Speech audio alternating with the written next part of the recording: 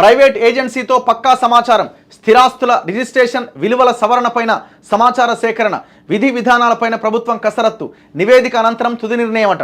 ప్రపంచవ్యాప్తంగా క్షేత్రస్థాయిలో సమాచారం సేకరించి రిజిస్ట్రేషన్ల విలువలను సవరించాలి అని ప్రభుత్వం యోచిస్తున్నది.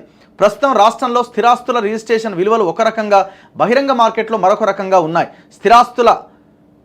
స్థిరాస్తుల మార్కెట్ ధరలు అంటే భూములు కానీ, ప్లాట్లు కానీ, ఇండ్లు కానీ, వ్యాపార సముదాయాలు కానీ, ఖాళీ స్థలాలు కానీ, వాటి రిజిస్ట్రేషన్ విలువ, మార్కెట్ ధరలు మధ్య ఉన్న ఈ వ్యత్యాసాలు తెలుసుకొని శాస్త్రీయంగా ధరలు నిర్ధారించాలని సర్కారు భావిస్తున్నది. ఇందుకు క్షేత్రస్థాయిలో పర్యటించి సమగ్ర సమాచారం సేకరించి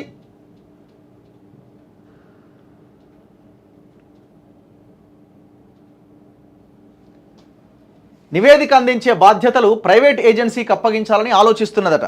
అధికారులతో కమిటీ ఏర్పాటు చేస్తే పూర్తి స్థాయిలో వివరాలు అందవని, బహిరంగ మార్కెట్లో ఉన్న రేట్లు, స్థిరాస్తుల లావాదేవీలపైన ఖచ్చితమైన సమాచారం సేకరించలేరని భావిస్తున్నట్టుగా సమాచారం.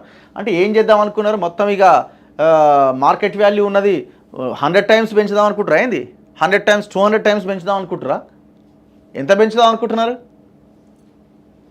ప్రైవేట్ ఏజెన్సీ అయితే భూ యజమానులు, రియల్టర్లు, మధ్యవర్తుల వంటి వారితో మాట్లాడి పూర్తి స్థాయిలో సమాచారం రాబడుతుందని ప్రభుత్వం యోచిస్తున్నదట. అయితే ఏజెన్సీకి బాధ్యతలు ఎలా అప్పగించాలి అన్న దానిపైన త్వరలోనే విధి విధానాలు ఖరారు చేయబోతున్నట్టు సమాచారం.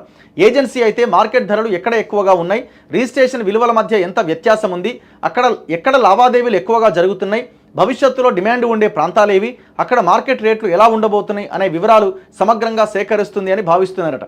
ఇక రిజిస్ట్రేషన్ విలువల కంటే మార్కెట్ రేటు తక్కువగా ఉండే ప్రాంతాలను, అందుకు గల కారణాలు గుర్తించి అలాంటి చోట్ల రిజిస్ట్రేషన్ విలువలు తగ్గించేందుకు నివేదిక ఉపయోగపడుతుందని అంచనా వేస్తున్నది. మొత్తం మీద ఏజెన్సీ నివేదిక అందిన తర్వాత ప్రభుత్వం తుది నిర్ణయం తీసుకోబోతున్నది.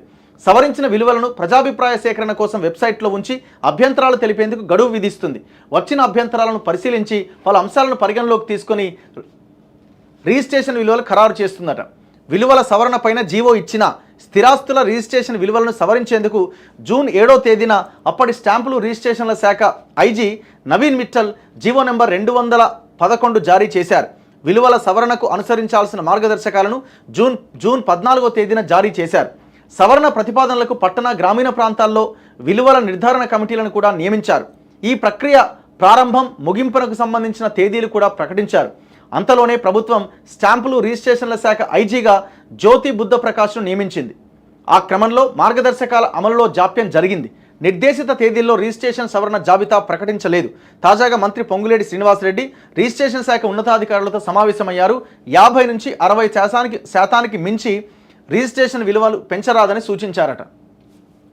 సో ఇట్లా ఈ భూముల రేట్లు ఎట్లా పెంచాలి, ఎట్లా ప్రభుత్వ ఆదాయం అని ఆలోచిస్తున్నారట. సరే, ప్రభుత్వ ఆదాయం పెరగడానికి కొన్ని నిర్ణయాలు జరుగుతాయి. ఎవ్రీ 2 ఇయర్స్కేమో దీన్ని సవరిస్తూ ఉంటారు, బాగానే ఉంది. కానీ పేద ప్రజలు ఇల్లు కొనుక్కోకుండా చేసే ప్రయత్నం చేయకండి. మీరు అవసరమైతే వైట్ రేషన్ కార్డ్ హోల్డర్స్ ఎవరైతే ఉంటారో, అందులో కూడా చాలా జెన్యూన్గా పేద ప్రజలు ఎవరైతే ఉంటారో వాళ్ళకి రిజిస్ట్రేషన్ ఛార్జీలను ఫ్రీగా అమలు చేయండి. తప్పేం లేదు కదా. వాళ్ళు ఏం చేస్తారు? వాళ్ళు ఏమి ఎకరాలకు ఎకరాల భూములో లేకపోతే ఇండ్లకిండ్లో ఎవరు కొనరు కదా. మహా అయితే ఎక్కడో దగ్గర ఒక కొంత ఇల్లు కొనుక్కోవడానికి ఇంకో దానికి అవకాశం ఉంటుంది. కనీసం అట్లీస్ట్ ఇల్లు లేని నిరుపేదలకి ఇల్లు కొనుక్కుంటుంటే వాళ్ళకైనా కనీసం రిజిస్ట్రేషన్ వాల్యూలో తగ్గించే ప్రయత్నం చేయండి.